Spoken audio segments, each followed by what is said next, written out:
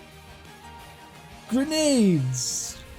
You craft these magic bombs by draining elemental energy from specific locations on the map, and then fuse them together with items to increase their power or alter their effect, making bombs that hurt the enemy and heal you, or cast random elemental spells when thrown. The way magic is acquired also means that you have access to pretty much every available spell combination from the opening moments, so once again there's a complete lack of progression here. It's just so underwhelming and limited that I completely ignored it throughout my entire playthrough. What's worse is even if I wanted to use it would act more as a detriment than a boon because my idiot allies would run into the blast radius, and these magic bombs are the one and only time in the game where friendly fire is a mechanic. So, yay for more wasted potential. Finally, we have the game's summons, the one thing showcased above all else in the Dusk Guide demo as being some godly powers and interesting mechanic. Too bad you have no control over how or when you make use of this spectacularly flashy power. They made the requirements for summoning so convoluted that players didn't really understand it until it was published in the strategy guide and then made public on the internet. After you've discovered and unlocked the aid of said summons, you will gain access to them basically at random. You can't choose when they activate. You're only able to affect the odds of them becoming usable through means like being in a single battle for a long time, or having a lot of allies close to death, or being near water. This is absolutely idiotic. I understand that the devs don't want players to abuse the use of these powerful summons, which is fine. In fact, I'd even argue that it was intelligent to make them somewhat random, but why so needlessly complicated? They are now yet another near useless tool in your arsenal. I saw one. My entire playthrough, I had one summon go off, and it was to end a scripted story battle. If you have even an ounce of proficiency with this game's combat, the summons become completely useless. Even for those that want to argue that there's some sort of skill involved in the combat, the way items are implemented makes that assertion immediately incorrect. While in battle, the player has access to their item inventory at all times, and accessing it pauses the combat. Not only that, but while in the middle of an item use animation, you're completely immune to all damage, meaning that there is absolutely no repercussions for continually spamming healing items whenever you need them. This turns every single fight that could have possibly been a challenge into a waiting game and nothing else. You can hold 99 of any item at any time, which is a series standard practice, but combining this with the game's open structure and low item costs means that the player should always be well stocked with anything they could ever possibly need. Overall, Final Fantasy XV's combat just completely lacks direction. It doesn't focus enough on timing or movement to be a good action combat system, but it doesn't offer enough strategic offerings either to make it a good tactical affair. It's just lacking. This would be excusable if it started that way but got more complex as the game went along, but the combat never evolves. You can potentially unlock new attacks for your teammates, but they still all work exactly the same. You eventually get a special mode that makes you temporarily more powerful, but all that does is make the lazy combat even easier. The only difficulty you are ever likely to have with the combat is fighting the god-awful camera and intermittently functioning lock-on system. There's no risk, no reward, no challenge, no, nothing. It has to be one of the most boring combat systems I've ever experienced. Oh, but it looks pretty, and that's all it takes, right? The best way I can describe this game's combat to those that haven't experienced it is like this. Imagine you're playing Final Fantasy VII. Now the only character you can control is Cloud. Okay, now strip away all the game's materia. That's the entire game. You get one character, you get to choose when to attack, you can use items at will, and you can choose when your limit break goes off. That's it for 40 plus hours. Even the first Kingdom Hearts game has better combat than this. You know, the game that came out in 2002, 14 years ago. Square had a grasp on how to make this kind of combat work. Your movement actually mattered. You weren't told when to block. Your magic was actually, magic. And at least you could summon things when you needed them and not at random intervals. You got to equip and slightly customize your abilities beyond just stat growths. Hell, forget Kingdom Hearts. Square just got done creating Final Fantasy Type 0, which was directed by the same guy as Final Fantasy 15 and has a far better combat system. I mean, the combat was still shallow, but enemies hit incredibly hard, meaning that you had to at least get skillful at anticipating and dodging enemy attacks. But not here. Not in Final Fantasy 15. Now, there is one argument I see a lot that I feel I should at least address before moving forward. My complaint that all you do is hold down one button to win all the battles in Final Fantasy 15 has also been levied against pretty much every game in the Final Fantasy series. And you know what? Okay. I can actually see that. A lot of the games are very simple starting out. All the random enemies are just cannon fodder. You can take them out with the press of a button. But what about bosses? Bosses in the Final Fantasy series are always where you have to break out the tactics, where you have to actually get skillful and think a bit. How about Final Fantasy 15? What are the bosses like in Final Fantasy 15? They must also be epic and contain all this strategy. Nope. In fact, the bosses are probably the worst part about Final Fantasy XV's combat. First off, guess how many boss fights fill up the game's story? This sprawling world full of mystery and allure, with multiple dungeons to explore and a supposedly compelling plot. It must be a huge number, right? 6. There are 6. 4 of which are completely uninspired humanoid creatures, and 3 of which are just glorified QuickTime events. Seriously, if you look in the Final Fantasy XV walkthrough, the game has exactly 2 pages about bosses, and the worst part is, they're underutilized and stupidly pathetic to fight. When I stumbled upon Titan, I finally got to experience a sense of wonder for the first time in the entire game. Seeing something so massive and powerful, how could I possibly defeat him? Why, by blocking at the correct time, of course. I can't think of a single time when my emotions plummeted from such a high peak to such a low valley in such a short amount of time. The realization that this would be how boss fights play out, that nothing I did mattered. I either won or lost by the correct timing of one button press. It was just demoralizing, and this is the exact moment that I knew I would have to cover this game, and that the vast majority of reviewers had no clue what they were talking about when they praised this title. A lot of people, including myself, have jokingly stated that Final Fantasy XII and Final Fantasy XIII play themselves. But this is it. Final Fantasy XV actually does that. You are as much a tool to this game as the console itself. Yes, it can't run without you, but all you determine is how efficiently it moves. Without you, the game can't function properly, but all you decide is how much of your own time you want to waste before the game's story finally begins to play out. You can make the game elongate by doing a bunch of pointless side missions. You can make the battles take longer by not attacking enemies from behind, but that is all of the control you have as a player. Do I want the game to move efficiently or not? This game relies so heavily on spectacle over substance that it's just ridiculous. And yes, there is a place in the market for this, I can acknowledge that. And you know what, in fact, let's make a comparison here. Let's compare the game that does this best in the market to Final Fantasy XV. Uncharted. Uncharted use incredibly simple gameplay mechanics and set-piece moments interspersed with frequent story segments to give the player the sensation of playing through their own blockbuster movie. This is also why Uncharted games are generally fairly short, because these sort of constant but shallow thrills can only go so far before growing tedious. Naughty Dog is aware of this, and they plan their game accordingly, which is why their games always perform well. Final Fantasy XV tries for the same appeal, and let me tell you, there are a few moments that actually left me awestruck. The whole Leviathan scene and Luna's death afterwards had my jaw on the floor, simply because of how beautifully it was all rendered. It was at that moment, more than halfway through the game, that I thought I was finally getting to something good, that the story was finally going to progress. But once again, no, it turned out it was the climax of the entire game.